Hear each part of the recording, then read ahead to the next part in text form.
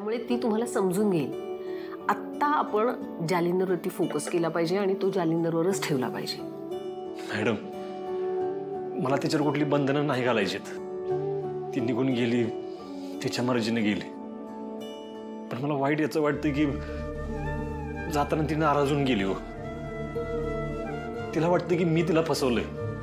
पण खरं सांगू का मॅडम, मी खरंच नाही फसवलं तिला. सूर्यकांत, सावरा स्वतःला. हे बघा, भाग्यश्री तुमची बहीण आहे आणि ती तुम्हाला समजून घेईल. तुम्ही दोघंही खूप स्ट्रॉंग आहात. आतापर्यंत अनेक कठीण प्रसंगांना तुम्ही सामोरे गेलेले आहात आणि हा प्रश्न तितका मोठा नाहीये. भाग्यश्री समजून घेईल तुम्हाला नंतर. आत्ता फोकस आपल्याला जालिंदरवरच ठेवला पाहिजे. हो मॅम, त्यासाठी ना आम्ही आमच्या बाजूने पूर्ण प्रयत्न करतोय.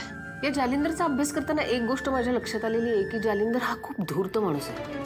अगदी सराईत गुन्हेगाराप्रमाणे तो गुन्हे करतो आणि त्याचे पुरावे नष्ट करतो.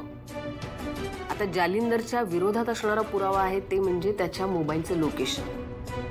जालिंदर पुण्याला होता हे दाखवण्याकरता त्यांनी मोबाईल लोकेशनचा वापर केलेला आहे. पण मोबाईल बरोबर मोबाईल वापरणारा सुद्धा पुण्यात होता का याची आपण दखल घेतलेली नाही. म्हणजे तुम्हाला म्हणायचं काय, डॅडींनी? होय तुळजा. आता जाता जाता तुम्ही एक गोष्ट करा. पेट्रोल पंप आणि हॉटेल्समध्ये CCTV फुटेजमध्ये जालिंदरच्या गाडीचं CCTV फुटेज मिळते का ते बघा. कारण ते CCTV फुटेज मिळणं आपल्याला फार गरजेचं आहे. आपल्याकडे आत्ता जे पुरावे आहेत ना त्याच्याने जालिंदरला जेल होऊ शकते.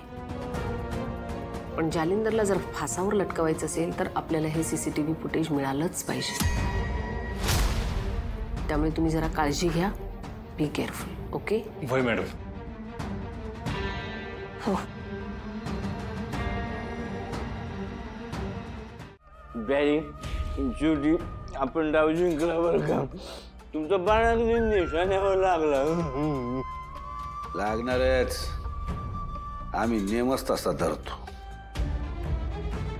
बरोबर विचार करून आम्ही त्या बेवड्याला इथं बोलवलं होतं. वाटलं नव्हतं एवढी एक नंबर काम करतील. लय भारी काम केलं त्यांनी. आता दाखव म्हणाव त्याला माझ समोर ये की लायकीच काढतो त्याची बघ. निंबाळकरांच्या नादी लागते. तो नाही आपला, त्याला उभा कापला. चिरंजीव, लगे हुरवून जाऊ नका आणि जरा कमी प्या. अजून लय कामं करायची आहेत आपल्याला. उद्याच्या उद्या त्या बेळगावकरांचं सामान पोस्ट करा. सूर्याच्या बहिणीला अजिबात शंका येता कामा नये. डॅडी, आता सगळं तुम्ही म्हणाल तसंच वाना. अहो फॅन झालोय मी तुमचा फॅन. अहो मानलं पाहिजे राव, तुम्हाला मानलं पाहिजे खरंच. माझ्यासारख्या तरुण पोराचं अहो माझंच वाडा हे याचं डोकं चाललं नाही त्याच्यापेक्षा फास्ट डोकं तुम्ही चालवलं. मला तर वाटलं त्या सूर्याने तुम्हाला पक्क जाम अडकावलं. पण तुम्ही त्याच्या हातावर तुरी देऊन त्यालाच गुचित पकडला. आता आहे ना, आता मी सगळ्या जगाला ओरडून सांगणारे माझे डॅडी ग्रेट आहेत. अजून त्या सूर्याला त्याच्या आयुष्याची बरबादी बघायची.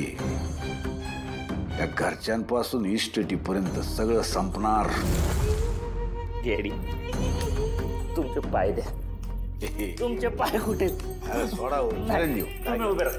मला मिठी मारायची. तो डॅडी उभं राहतो. डॅडी गर्व आहे मला की तुम्ही माझे बाप आहेत. वा. पण माफ करा मला. मधल्या काळात लय चुकीचा वागलो मी तुमच्या बरोबर. नको ते बोललो तुम्हाला अटक झाली. इज्जत काढली हो मी तुमची. सॉरी. पण आज मला कळलं तुम्ही सगळ्यांपेक्षा एक पाऊल पुढंच असता. चिरंजीव, आम्ही ते कोडे जे आमच्या जवळच्यांना बी कधी सुटलं नाही. तुम्ही तर लय लहान आहे आमच्यापेक्षा. किती झालं तरी तुम्ही आमचे चिरंजीव आहे. हो, तुम्हाला आम्ही कसं अंतर देऊ कधी. काळजी करू नका. आपण लवकरच सुनबाईंना घरी परत आणू. नाही काय सिरियस नाही आहे ना? कालिंदी आहे तोवर सगळं सिरियस आहे परांजपे. बाय काय आम्हाला सुख लागू देणार नाही. जयाजी आज तर कुठं चढायला लागली होती तर तुम्ही वकील बाईचं नाव घेतलं. नेमकं काय झालंय? छत्री,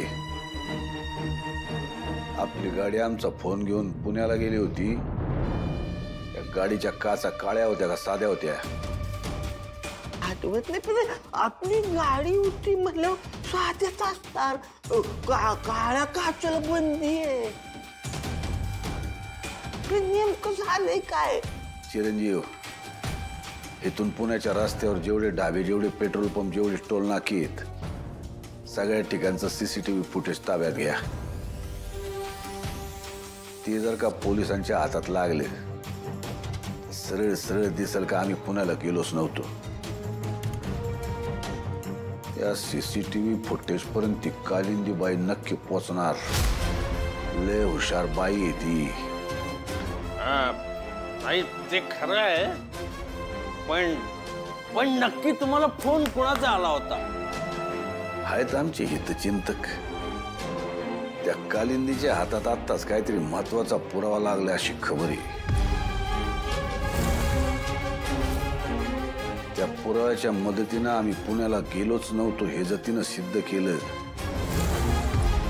पुढचा मार्ग लय अवघडून बसल. सगळी केस तिच्या हातात जाईल. नाही झालं पाहिजे. कुठल्याही परिस्थितीत हे नाही झालं पाहिजे.